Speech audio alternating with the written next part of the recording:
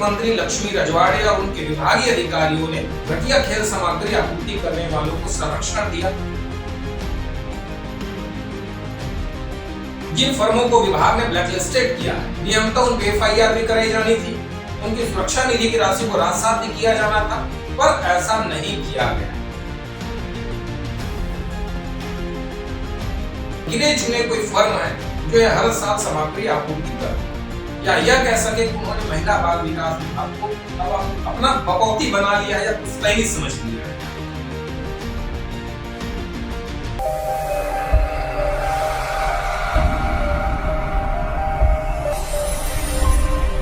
नमस्कार। महिला बाल विकास विभाग में भ्रष्टाचार किस कदर बढ़ चुका है या किस तरीके से फैला हुआ है, इसे कोई नहीं रोक पा रहा। महिला बाल विकास विभाग महिला और बच्चों के विकास के और उनके संरक्षण और उनके स्वास्थ्य को लेकर काम करता है, पर अब यह विभाग जो है सिर्फ सप्लाई और कमीशन खोरी के लिए चर्चा का केंद्र बना हुआ है। महिला बाल विकास विभाग अगर छत्तीसगढ़ के बनने के बाद से आज 25 सालों में देखें तो अनेक ऐसे मंत्री आए, लगभग 6 से 7 मंत्री रहे, लेकिन विभाग में कोई आमूलचूल परिवर्तन नहीं हुआ। विभागीय अधिकारियों का जरूर विकास हुआ है। इसकी चर्चा हम इसलिए कर रहे हैं क्योंकि महिला बाल विकास विभाग के द्वारा प्रदेश में लगभग 54,000 आंगनबाड़ी केंद्र संचालित होते हैं, जहां पर 1 साल से लेकर 4 साल तक के बच्चे वहां पर पढ़ने के लिए जाते हैं। प्री एजुकेशन उसका वहां पर होता है।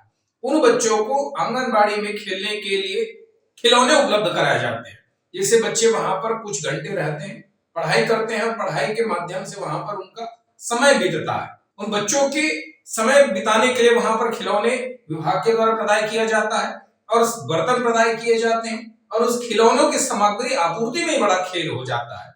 यह पहली बार नहीं हुआ, वर्षों से यह खेल चल रहा है, पर अभी इसकी चर्चा इसलिए हो रही है क्योंकि विभाग के द्वारा 6 ऐसी कंपनियों को ब्लैकलिस्टेड किया गया था, और लेकिन आज तक उन पे कोई कार्यवाही नहीं की गई। बात इसलिए भी हो रही है क्योंकि विधानसभा का बजट सत्र चल रहा है और बजट सत्र के दौरान यह सवाल भी उठा। इस सवाल को उठाने वाले अभनपुर के भारतीय जनता पार्टी के विधायक इंद्र कुमार साव ने सवाल उठाया जो तारांकित प्रश्न में लगा था, जिसका क्रमांक था तारांकित प्रश्न क्रमांक 11 में इंद्र कुमार साव ने महिला बाल विकास मंत्री लक्ष्मी रजवाड़े से पूछा था कि क्या प्रदेश के आंगनबाड़ी केंद्रों में गुणवत्ताहीन सामग्री की खरीदी में भ्रष्टाचार एवं घोटाले की जांच के लिए गठित विशेष जांच समिति के द्वारा जांच प्रतिवेदन सक्षम अधिकारी को प्रस्तुत कर दिया गया है? यदि हाँ, तो विभाग के द्वारा अभी तक गुणवत्ताहीन सामग्रियों की सप्लाई करने वाले फर्मों एवं भ्रष्टाचार में शामिल अधिकारियों पर क्या कार्यवाही की गई? था दूसरा सवाल, क्या तारांकित प्रश्न क्रमांक 54 क्रमांक 961 दिनांक 18/7/2025 के उत्तर में माननीय मंत्री जी के द्वारा गठित जांच समिति के जांच प्रतिवेदन अनुसार युक्त कार्यवाही करते हुए जिला जशपुर के फर्म आयुष मेटल इंडस्ट्रीज, जिला जांजगीर के फर्म नमो एंटरप्राइजेस, ओरिएंटल सेल्स कॉर्पोरेशन जिला दुर्ग के फर्म अर्बन सप्लायर, मनीष धारी सेल्स के विरुद्ध कार्रवाई किए जाने की जानकारी दी गई थी। उक्त फर्मों पर तथा उसमें सम्मिलित अधिकारियों के ऊपर आज दिनांक तक क्या कार्रवाई की गई है? प्राप्त जांच रिपोर्ट के अनुसार दोषियों के ऊपर क्या कार्रवाई की गई है? यह सवाल भारतीय जनता पार्टी से जुड़े विधायक अभनपुर के इंद्र कुमार साव ने पूछा है। इसमें लिखित में जो जवाब आया है मंत्री का, उन्होंने कहा है कि जी हाँ, 6 फर्मों को जेम्स के द्वारा निर्धारित की गई प्रक्रिया जेम इंडस्ट्री मैनेजमेंट पॉलिसी के अनुसार डिवाल किया गया है। ध्यान से सुनिएगा। दूसरा उनका जो सवाल का जवाब था, जी हाँ, की गई कार्यवाही की जानकारी प्रश्नांक क के अनुसार है और किसी भी अधिकारी को दोषी नहीं पाया गया है, अतः कार्यवाही का प्रश्न ही उद्भूत नहीं होता। जांच रिपोर्ट के अनुसार निर्धारित मापदंड में विचलन वाली सामग्री प्रदाय करने वाली 6 फर्मों को सामग्री बदलने हेतु निर्धारित करते हेतु जेम के द्वारा निर्धारित की गई प्रक्रिया जेम इंसिडेंट मैनेजमेंट पॉलिसी के अनुसार डिवाल किया गया है। आमतौर पर भाषा लोगों को समझ में नहीं आती, इसको मैं सरल शब्दों में बताता हूँ। इंद्र कुमार साव ने पूछा कि क्या आंगनबाड़ी केंद्रों में खिलौना सामग्री प्रदाय करने में किसी प्रकार की कोई गड़बड़ी की गई थी? मंत्री ने सवाल के जवाब में कहा, हाँ, इस तरीके से गड़बड़ी की शिकायतें थी। तो उन्होंने पूछा कि क्या इसमें किसी प्रकार की जांच कराई गई, और जांच में जो सप्लायर फर्म थे और जो अधिकारी थे इस विभाग के पे कोई कार्यवाही की गई थी? मंत्री ने कहा कि जो 6 फर्म थे, जिनमें आयुष मेटल फर्म, ये जसपुर की फर्म है, जिला जांजगीर का फर्म है नमो एंटरप्राइजेस, ओरिएंटल सेल्स कॉर्पोरेशन ये भी जांजगीर का ही फर्म है, और दुर्ग का फर्म है urban suppliers, Manish firm Manidhari sales ये दूर के फर्म, इन कुल 6 फर्मों को डिबार किया गया था, या ये कह सकते हैं इनको ब्लैक लिस्टेड किया गया। विभागीय अधिकारियों ने इसको ब्लैक लिस्टेड तो कर दिया, अखबारों में भी खबर छपा। पर विभागीय मंत्री ने जो विधानसभा में जो तीसरे सवाल में उन्होंने कहा कि किसी भी अधिकारी की संलिप्तता नहीं पाई गई, इसलिए कार्यवाही उद्भुत नहीं होता। तो क्या यह बताने के लिए स्पष्ट नहीं हो जाता कि क्या इसकी जांच किसने किया, इस सामग्री को खरीदा किसने, और अगर कोई भी अधिकारी जिम्मेदार नहीं है तो फिर इन ब्लैक फर्मों पर ही कार्रवाई क्यों की गई? इसकी प्रक्रिया मैं आपको समझाता हूं। जो भी कोई सामग्री खरीदी जाती है तो बकायदा जेम पोर्टल के माध्यम से निविदा जारी की जाती है।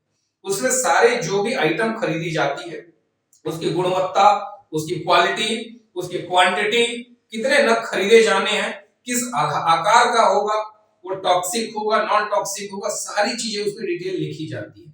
फिर सप्लायर फर्म उसमें पार्टिसिपेट करते हैं, शामिल होते हैं, आवेदन करते हैं।